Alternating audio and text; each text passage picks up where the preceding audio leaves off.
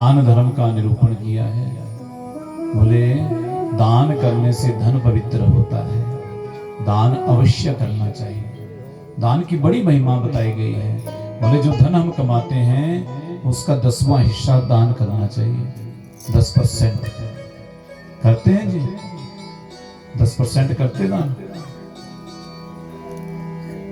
बोले कहाँ हो पाता है जी तुम्हें, पर करना चाहिए। शास्त्र कहते हैं धन तभी शुद्ध होता है जब दशांश उसमें से हम निकाल देते हैं। वो किसी सत्कर्म में लगाते हैं, अच्छे कार्य में लगाते हैं, संत सेवा, गौ सेवा, ठाकुर सेवा, इस सेवा में लगाते हैं तो वह धन पावन होता है। क्योंकि अगर कुएं या बावड़ी से पानी नहीं निकालेंगे ना तो क्या होगा, कुछ दिनों के बाद वो पानी पीने लायक रहेगा नहीं, रहेगा ना, अशुद्ध हो जाएगा। वैसे ही धन को यदि दान के लिए हम व्यय नहीं करेंगे, खर्चेंगे नहीं, वो धन दूषित हो जाता है।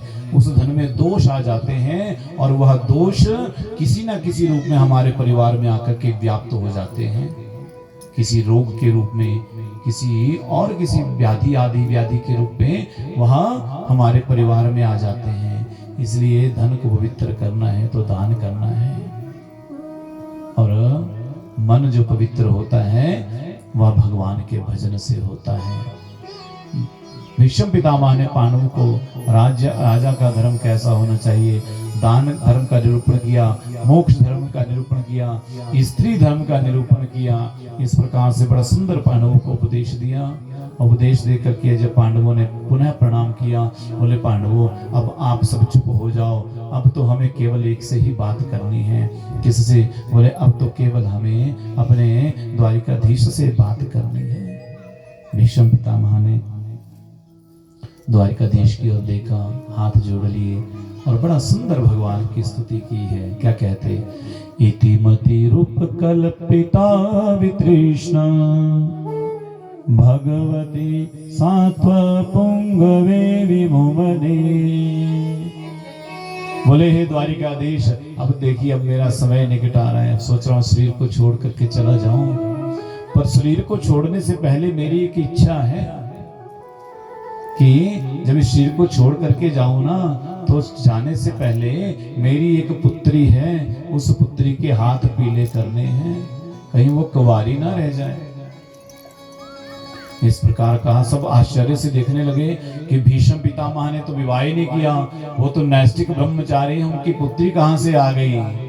तो क्या कहा? इति मति रूप कल्पिता वितृष्णा, कोई और नहीं, बोले इति मति, ये जो मेरी बुद्धि है ना यही मेरी पुत्री है और मैं इस बुद्धि रूपी कन्या का विवाह करना चाहता हूँ। ऐसी वैसी नहीं है, ये बहुत पढ़ी लिखी है, एजुकेटेड है, और जैसी ये पढ़ी लिखी है इसके योग्य मैं वर ढूंढ रहा हूँ, लेकिन इस संसार में इसके योग्य वर मिल ही नहीं रहा जो इसके योग्य हो।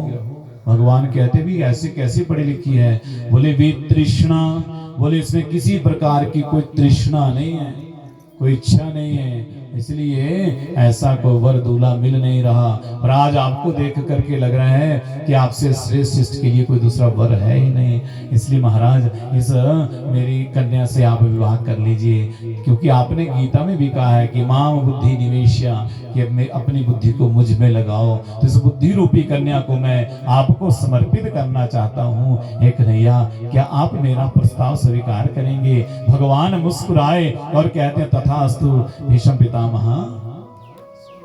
पितामह कहते कन्हैया, हे गोविंद, आपको याद है जब कौरवों और पांडवों का युद्ध होना था, दुर्योधन और अर्जुन दोनों आपके पास पहुंचे जाकर के, और दुर्योधन ने आपकी सेना मांगी और अर्जुन ने आपको मांगा, और आपने उसमें प्रतिज्ञा भी की कि महाभारत के युद्ध में मैं शस्त्र नहीं उठाऊंगा, निशस्त्र होकर के मैं एक पक्ष में रहूंगा।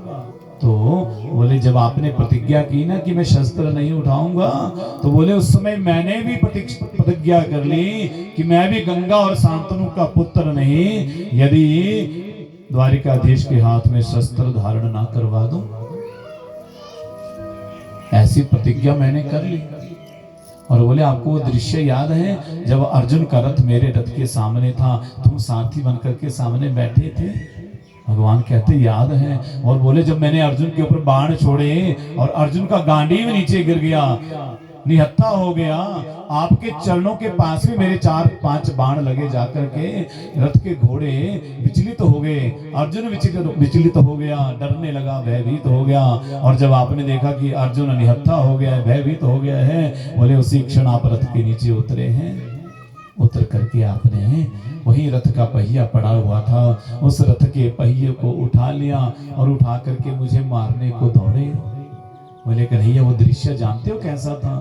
बोले जैसे एक सिंह जब किसी हाथी के ऊपर आक्रमण करता है, उसे मारने को दौड़ता है, बोले वो दृश्य वैसा ही था। और जैसे मैंने आपको देखा कि आप मुझे मारने को आ रहे हैं ना, मैं तुरंत रथ से उतर करके आपके चरणों में वंदन किया, चरणों में झुक गया।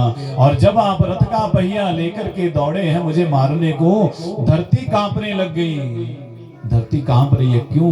क्योंकि धरती ने सोचा कि अभी प्रतिज्ञा की थी शस्त्र नहीं उठाऊंगा, और ये तो प्रतिज्ञा तोड़ करके मारने को चल पड़े। बोले उस समय आपका पीतांबर, जो पीतांबर आप ओढ़ते हैं ना, वो पीतांबर एकदम से धरती के ऊपर गिर पड़ा। मानो वो पीतांबर कह रहा हो वसुंधरे तू चिंता मत कर, मैं कोई प्रतिज्ञा भूलता नहीं हूँ, अपितु तो भक्त की प्रतिज्ञा को बड़ा करना है, इसलिए मैंने शस्त्र उठाया। भीष्म पितामह कहते हैं प्रभु आप धन्य हैं, आपने इस दास की प्रतिज्ञा को बड़ा करने के लिए अपनी प्रतिज्ञा को छोटा कर लिया। इस दास के लिए आपने अपनी प्रतिज्ञा को भी तोड़ दिया। इसलिए भगवान अपने भक्त के लिए नियम भी बदल दिया।